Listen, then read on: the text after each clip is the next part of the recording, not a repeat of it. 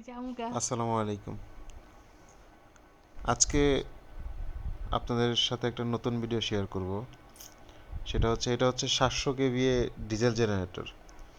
তো আমাদের এই জেনারেটরটা একটা গার্মেন্টসে আছে। তো গার্মেন্টসের মধ্যে দেখা যায় যে ডাস্ট বা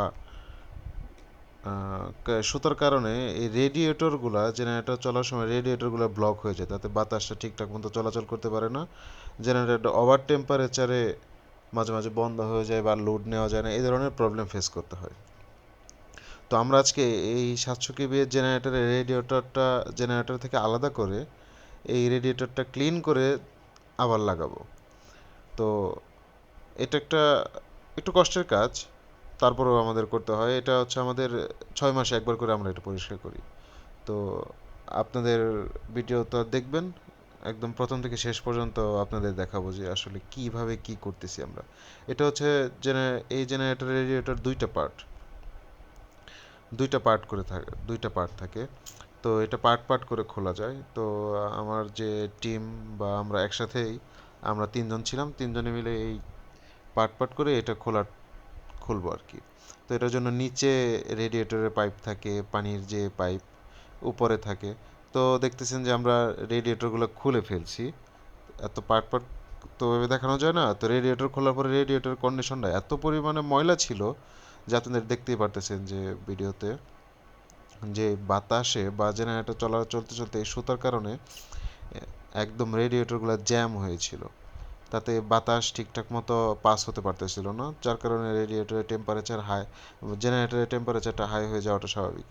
এই দেখেন কি অবস্থা, একদম একটা লেয়ার পড়ে গেছে ময়লায়, বাতাস পাসও হবে না, কুল্যান্ট যেটা দেই বা রেডিয়েটরের পানি সেটাও ঠান্ডা হবে না, এমন একটা অবস্থা। তো আমরা এটাকে প্রথমত খোলার পরে প্রেশার হাওয়া দিয়ে ওয়াশ করে, তারপরে আমরা পানি, তারপরে জেট পাউডার দিয়ে, পানি দিয়ে ভিজায় দেন আবার ময়লাগুলো হাওয়া দিয়ে এভাবে এভাবে করে ময়লাগুলো পরিষ্কার করে থাকি। পরিষ্কার করার পরে আপনারা দেখতেই পাচ্ছেন যে মোটামুটি প্রায় 90% ময়লা চলে গেছে, কিছু কিছু আছে সেটাও চলে যাবে। তো তারপরে আমরা রেডিয়েটরটা আবার সেই পুনরায় আগের জায়গায় জেনারেটরের মধ্যে সেট করতেছি, ক্লিন করে হাওয়া দিয়ে পরিষ্কার করে আবার সেই আগের জায়গায় সেট করতেছি। তো সেট করাটা একটু ডিফিকাল্ট হয়ে যায়। ডিফিকাল্ট হলেও আমাদের করতে হয়, কারণ যেভাবে খুলছি সেভাবেই আবার লাগাই, এতে তেমন বেশি প্রবলেমও হয় না। তারপরে আমরা যে কুল্যান্ট যেটা ইউজ করি রেডিয়েটরে বা জেনারেটরের কুল্যান্ট সিস্টেম, তো কুল্যান্টের জন্য হ্যাভোল্যান্ড কুল্যান্ট ইউজ করি। ওই যে আমার এক ভাই বলেন বা আমার এক সহযোগী যে রেডিয়েটরে পানি বা কুল্যান্ট দিতেছে, এই যে আপনারা দেখতেই পারতেছেন কুল্যান্টের কালার নর্মালি গ্রিন কালার হয়। তো এইটা রেডিয়েটরের পানিটাকে খুব তাড়াতাড়ি ঠান্ডা করে, বা বাতাসের সংস্পর্শে বা বাতাসের কাছে আসলেই সে তাড়াতাড়ি ঠান্ডা করে। তো এই মুহূর্তে আমরা কুল্যান্ট দেওয়ার পরে আমরা জেনারেটরটা রান করে আবার চেক করে দেখব যে সব ঠিকঠাক আছে কিনা, কোথাও কোনো লিকেজ বা যে ক্লাম যে এই যেগুলো আমরা খুলেছি সেইগুলো ঠিকঠাক মতো লাগিয়েছি বা টাইট সব ঠিকঠাক মতো হয়েছে কিনা, এটা রান দেওয়ার জন্য আমরা আমরা রান দিয়ে চেক করব।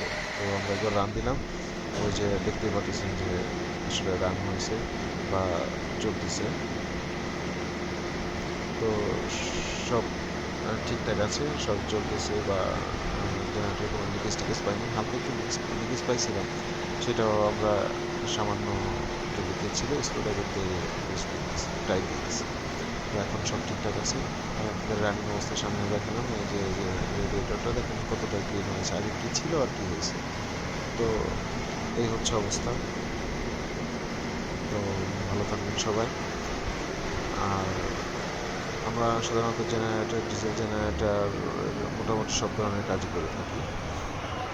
তো জেনারেটরটা ঠিকঠাক মতো চলতেছে। ওই যে টেম্পারেচার কাছ থেকে দেখলে যে টেম্পারেচার 23°C, তার মানে এখন জেনারেটরটা খুব ভালো চলবে, খুব ভালো লোডে চলতে পারবে। আজকে আরেকটা জিনিস শেয়ার করবো আপনাদের সাথে। আমার প্রথম এই বুড়িগঙ্গা নদীতে বাসায় আসার পথে রাস্তায় জ্যামের কারণে বুড়িগঙ্গা নদীতে আসা।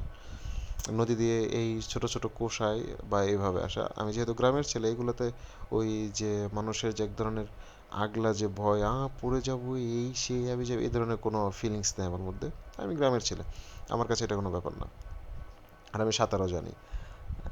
দেখতে পারতেছেন যে আমি প্রথম এই, যদিও গ্রামের ছেলে, এলাকায় উঠেছি বা গ্রামে উঠেছি, কিন্তু এই প্রথম এই কুশাতে বুড়িগঙ্গা নদী, নদীতে উঠলাম আর কি, সেটা পার হওয়ার জন্য, এমনকি জ্যামের কারণে রাস্তা শর্ট করার জন্য আমি আসছি।